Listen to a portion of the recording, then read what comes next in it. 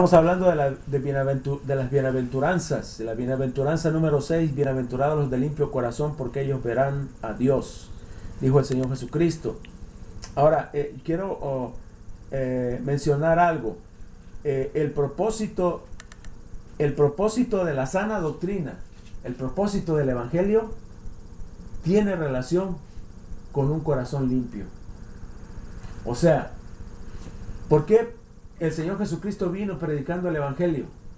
El propósito del mensaje del Evangelio tiene que ver con la limpieza del corazón. Él quiere limpiar nuestros corazones.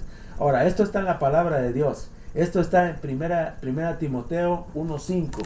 Y el que lo tenga primero lo puede leer. 1 Timoteo 1:5. El propósito del mandamiento, del Evangelio, de la sana doctrina, es tener un corazón limpio, según la palabra de Dios en 1 Timoteo 1:5. Aquí está. A ver, hermano, si puede leerlo, por favor. ¿Cuál es el versículo? 1:5. 1 Timoteo 1:5. ¿Si lo tiene? Oh, sí, sí, dice.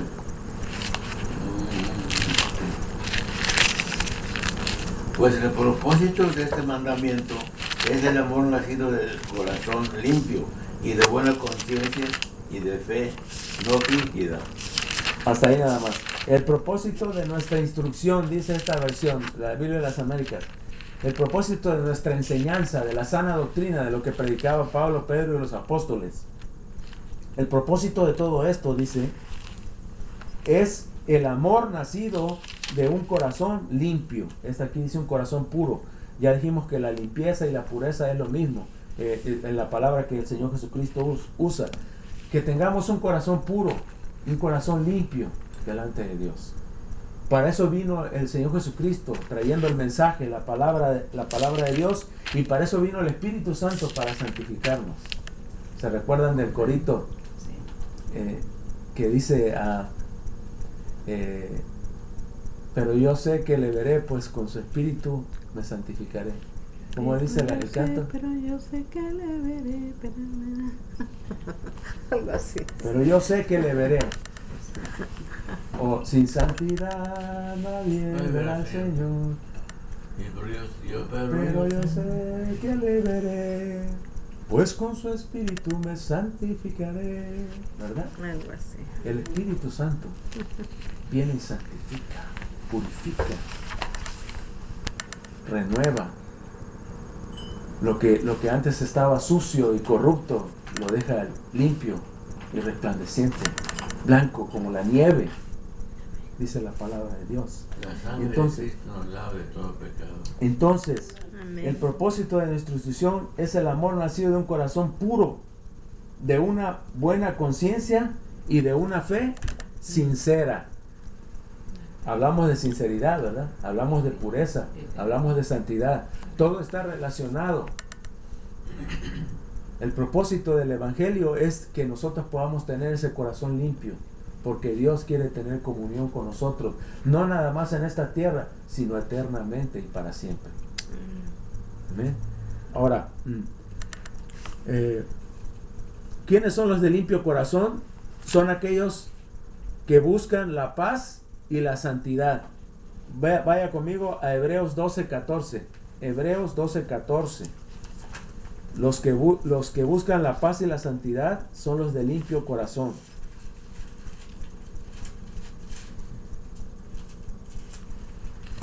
El que lo tiene también lo lee, por favor. Hebreos 12:14. Seguir la paz con toda la santidad, sin la cual nadie verá al Señor. Hasta ahí nada más. Seguir la paz con todos, dice, y la santidad, sin la cual nadie verá al Señor. Y hablamos de que la santidad es limpieza, pureza, ser genuino, ser honesto, ser verdadero con Dios y con los hombres. De eso hablamos, ¿verdad? Y si tenemos todo eso, entonces estaremos con limpieza de corazón. Amén. Y no habrá nadie ni nada que nos separe para poder mirar al Señor, para poder tener comunión con Él, para poder vivir en una relación estrecha e íntima con Dios, que es lo que nosotros predicamos. No predicamos una religión, no predicamos la religión protestante o evangélica, predicamos a Cristo, porque Cristo es el único que puede limpiar los pecados a través de su sangre y hacer a las personas hijas de Dios, y es el único mediador entre Dios y los hombres, es el único que puede interceder para que el hombre pueda venir y presentarlo sin mancha delante de Dios, como hijo suyo, ¿verdad? Entonces, los de limpio corazón son los que buscan la paz y la santidad. Aquí es bien importante esto, hermano. Nosotros no predicamos una religión de guerra y de agresividad, predicamos paz. El evangelio es el evangelio de la paz, que busca la paz, y la próxima bienaventuranza nos va a hablar de esto, así que no voy a entrar mucho en eso, pero quiero también decir que aquellos que son limpios de corazón son los que se limpian de la contaminación y andan en temor de Dios. Se limpian de contaminación y andan en temor de Dios. El temor de Dios no es de que a Dios le tengamos pánico, de que Él está enojado con nosotros y en un momento dado que si nosotros nos descuidamos nos va a golpear como un viejito cascarrabias, ¿verdad? No es así Dios. Y muchos piensan que Dios es así. Es una persona enojona. Ay, me va a castigar. Y me va a castigar. No. Dios es bueno. O el Es contrario. justo. O lo Es contrario. justo y es santo. Hay un equilibrio exacto y perfecto en Él. Es amor, pero es justicia. Pero también... Es misericordia, pero es verdad también, ¿verdad? Entonces, nosotros tenemos los de limpio corazón son los que andan en temor de Dios, y el temor de Dios es la reverencia a Dios. Yo honro a Dios, yo me humillo delante de Dios. Para mí, cualquier ofensa que yo le pueda hacer es para mí una falta grave. Como José decíamos que él decía, ¿cómo podía haber yo deshonrado a Dios? Cuando el episodio de la esposa de Potifar, ¿verdad? Que él salió corriendo desnudo. Porque dijo, ¿cómo podía yo ofender a mi Dios? Eso es temor. Y los que temen a Dios viven en limpieza de corazón. Entonces una cosa nos lleva a la otra. Y nosotros por eso tenemos que vivir en el temor de Dios, en la reverencia a Dios, honrando a Dios en cada cosa que digamos y hagamos, y en nuestra relación con los demás en todas las cosas. Por eso dice, la sabiduría comienza con el temor a Jehová. Así es, el principio de la sabiduría es el temor al Señor. Amén. Entonces, aquellos que son de limpio corazón son los que andan en el Espíritu. Aquí hay algo bien importante, ¿no? Nosotros podemos andar de dos maneras nada más. Todo el mundo, todo ser humano. Claro que un ser humano, una persona que es hijo de Dios por creación, tiene la imagen de Dios, porque fue creado a la imagen de Dios desde el principio. Cuando Dios creó a Adán y Eva, varón y hembra los creó, a imagen de Dios los creó, dice el libro de Génesis. Por creación, todos somos criaturas de Dios, pero necesitamos ser regenerados. Necesitamos que Cristo venga a nuestra vida y transforme nuestra vida, quita el corazón de piedra y ponga un corazón de carne, y seamos de esa manera. A todos los que le recibieron, dice la palabra de Dios, a los que creen en su nombre, les dio potestad de ser hechos hijos de Dios. Necesitamos ser regenerados por el Espíritu Santo cuando Cristo viene a nuestra vida, y entonces venimos a ser hijos de Dios. Ahora, lo que yo quiero decir aquí en esto es que aún como creyentes podemos andar de dos maneras. Puede andar usted en la carne o puede andar en el Espíritu. No hay más que de dos. Pero la palabra de Dios dice que si nosotros queremos agradar a Dios, tenemos que hacer morir lo terrenal en nosotros. Tenemos que someter las obras de la carne, dejarlas a un lado, hacerlas morir y vivir y caminar en los dictados, en los designios del Espíritu Santo en nosotros. Y la palabra de Dios nos lo dice muy claramente, y vamos a ir a Gálatas capítulo 5, verso 16. Gálatas 5, 16. Gálatas 5 y verso 16. Y yo quiero, aquí sí voy a leer, yo voy a leer Gálatas 5, verso 16, voy a leer hasta el 21, lo voy a leer yo, ya lo tengo aquí. Dice Gálatas 5, verso 16, digo pues, andad por el Espíritu o en el Espíritu, y no cumpliréis el deseo de la carne. Aquella versión, la Reina Valera, dice, andad en el Espíritu, y no satisfagáis los deseos de la carne. Pero aquí esta versión dice, andad por el Espíritu. ¿Cómo se anda por el Espíritu? No cumpliendo el deseo de la carne. Entonces, si nosotros queremos andar por el Espíritu, tenemos que someter nuestra carne y no obedecerla. Verso 17 dice, porque el deseo de la carne es contra el Espíritu, y el del Espíritu es contra la carne, pues estos se oponen el uno al otro.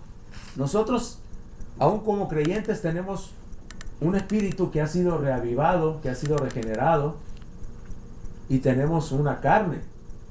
Todavía tenemos carne. Y nosotros tenemos que someter nuestra carne a los dictados del Espíritu, como dice, porque hay una batalla, una lucha, una pelea entre carne y espíritu. Y dice, pues estos se oponen el uno al otro de manera que no podéis hacer lo que deseáis. Se oponen. Y a veces nosotros, como Pablo dijo en Romanos, no hago el bien que quiero, sino el mal que no quiero, eso hago. Y Pablo lo decía porque él tenía carne, era un apóstol, era un gran siervo de Dios, pero vivía en la carne también. O sea, caminaba, sentía y tendía su carne hacia el pecado también. Mientras estemos en esta carne, tenemos que luchar contra el pecado. Él mismo decía, hago lo que no quiero. Eso, el mal que no quiero, eso hago. Pero pero después dijo, ¿quién me librará de este cuerpo de muerte? Y luego dice, gracias a Dios por Jesucristo. O sea, Jesucristo nos libra, nos da el poder, nos da la gracia para podernos encima de la carne y dominar nuestra carne, doblegar nuestra carne y seguir los dictados del Espíritu en lugar de la carne. Ahora, dice, verso 18 dice, pero si sois guiados por el Espíritu, no estáis bajo la ley. Ahora bien, las obras de la carne son evidentes, las cuales son inmoralidad, impureza, sensualidad, idolatría, hechicería, enemistades, pleitos, celos, enojos, rivalidades, disensiones, sectarismos, envidias, borracheras y orgías y cosas semejantes, contra las cuales, miren lo que el apóstol Pablo dice, contra las cuales dice, os advierto, a otra versión dice los amonesto, aquí dice, les advierto, como ya les he dicho antes, que los que practican, no quiere decir que si usted es creyente, usted en algún momento dado no puede caer en algo de esto, no podemos caer en algo de esto, pero no podemos vivir en eso. Porque dice que los que practican o los que viven haciendo o practicando las obras de la carne, dice, no heredarán el reino de Dios. ¿Por qué? Porque el Señor Jesucristo dijo, bienaventurados los de limpio corazón, porque ellos son los que verán a Dios.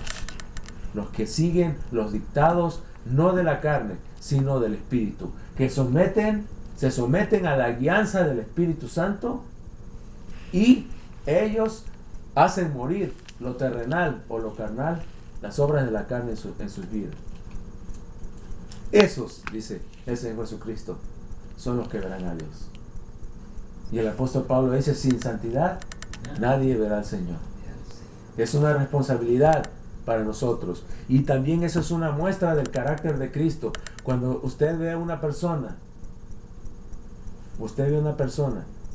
que ha dicho, yo acepté a Cristo, como se dice siempre, pero esa persona con sus hechos lo está negando y vive negándolo, esa persona realmente no lo ha hecho, no ha aceptado, no ha reconocido a Cristo como su Señor. Necesita humillarse delante de Dios confesar su pecado, apartarse y pedir a Dios la gracia para poder caminar derecho en los dictados del Espíritu, haciendo morir las obras de la carne en su vida.